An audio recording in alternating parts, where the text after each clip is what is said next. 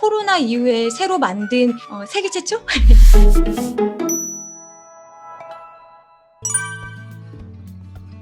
크리스천 부모들을 대상으로 하는 크리스천 부모 독서 모임을 하고 있어요. 코로나 사태가 이제 터진 다음에 부모들이 아예 나오지 않잖아요. 특별히 30대, 40대 부모들이 본인들만 나오지 않는 것이 아니라 자녀들을 아예 보내지 않고 있어요. 부모들에 대해서 중요하다고만 이야기를 했지 현실적으로 부모들이 교회에 나오지 않는 것을 보면서 교회에서 가장 주의를 기울이지 못한 또 다른 대상이 부모구나 라는 것을 좀 발견하게 된 것 같아요. 그래서 어떻게 했냐면 한 달에 한 번씩 토요 아침 책 읽는 부모라는 모임을 만들었어요. 온라인상으로 만나서 그 책에 대해서 이야기를 하는 거예요. 사실은 부모들이 자녀와 관련돼서 굉장히 많은 고민들이 있어요. 그리고 크리스천으로 잘 키우고 싶은 마음이 있거든요. 모임을 하면서 기독교 서적뿐만이 아니라 일반 서적 중에서도 베스트셀러를 뽑아가지고 크리스천 부모로서 이 책을 어떻게 봐야 되는지 제가 뽑은 주제 문장이랑 질문들을 토대로 한 1시간 30분 정도 이야기를 나누고 있거든요. 부모교회 학교를 이번에 처음으로 만들었어요. 학교에 보내야 되는 대상은 부모라고 생각을 해요. 아이들은 학교에 보내면 안 된다고 생각을 하거든요. 그래서 코로나 이후에 새로 만든 세계 최초? 부모 교회 학교를 만들었어요. 부모님들이 이제 교회에 나오게 되시면 이분들과 함께 신앙 교육에 대한 대화, 이야기들, 그리고 섬김과 봉사, 이들을 교사로 세울 수 있는, 가정 교사로 세울 수 있는 그런 것들을 하기 위한 과정으로 하나 만들고 지금 진행하고 있습니다.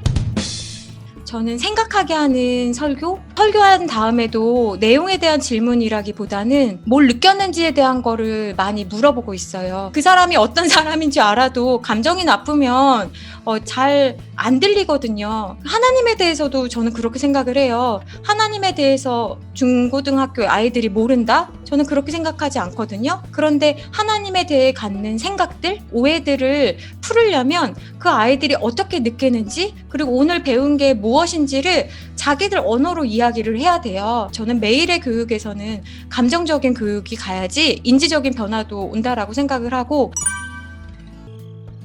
제 고민은 항상 어떻게 예수님을 잘 전할 수 있을까였는데, 지금까지도 그 고민을 교회가 굉장히 일방적이고 권위적이잖아요. 어떻게 하면 예수님처럼 우리가 같이 일할 수 있을까라는 생각을 많이 하는데, 그래도 교회라고 한다면 연약하고 아픈 사람들 품어줄 수 있는 좀 그런 곳 돼야 되지 않나?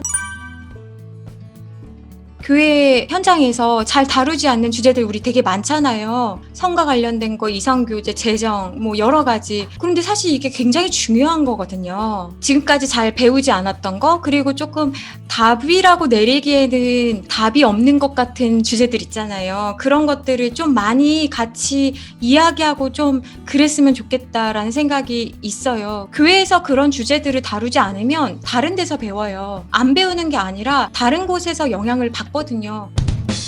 교육 전도사들을 위한 교육이 있었으면 좋겠어요. 정말 기독교 교육이 뭔지, 그리고 정말 하나님의 교육이 무엇인지, 그리고 하나님의 사람들을 양육하는 것이 무엇인지에 대한 플랫폼이 되었으면 좋겠다라는 바람을 가지고 제안을 드리고자 합니다. 이 교육을 전공하고 교육에 관심이 있고 이걸 사명감으로 여기고 묵묵히 해나가시는 이분들을 소홀히 대하면 안 된다라고 생각해요. 그거는 우리 모두의 숙제인 것 같아요. 근데 단 하나 만약에 생각을 한다면 한 사람 살리면 전 모두를 살린 거라고 생각을 해요. 내 앞에 있는 그 한 사람에 대한 소중함, 이 한 사람이 예수님께서 십자가에서 죽으시고 살리고자 하신 그 한 사람 아니겠어요? 그리고 이 한 사람이 고구마 줄기처럼 모든 사람과 연관되어 있잖아요. 그러니까 제가 고1 때 예수님 만나고 너무 좋아서 제 친구들한테 예수님 진짜 계시다고 누가 시키지 않았는데 막 이야기를 했거든요. 이렇게 답이 없을 때는 내 주위에 있는 그 작은 자들, 유명하지 않은 자들, 가장 아픈 사람들, 그런 사람들을 좀 돌아보는 시간이 되면 어떨까.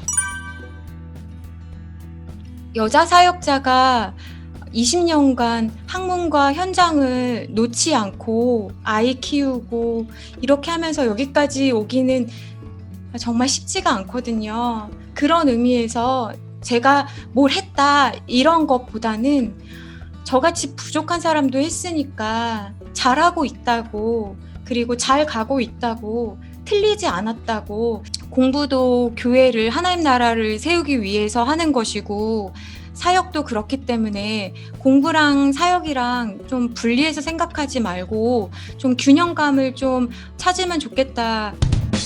신학교에서는 신학 학문에 대해서 배웠는데 교회라는 현장은 실천이잖아요. 그러니까 굉장히 어렵거든요. 이렇게 도전 같은 거를 유지할 수 있는 이유는 그냥 시도해 보는 것 같아요. 실천해 보는 거. 그러니까 너무 겁내지 말고 두려워하지 말고 교회든 어느 현장이든 하나님께서 사역자로 하나님의 사람으로 불러주셨으니까 실천해 보시라고, 그리고 마음을 넓게 가지시라고 그렇게 조금 말씀드리고 싶네요. 구독, 좋아요 부탁드립니다. 여러분 감사합니다.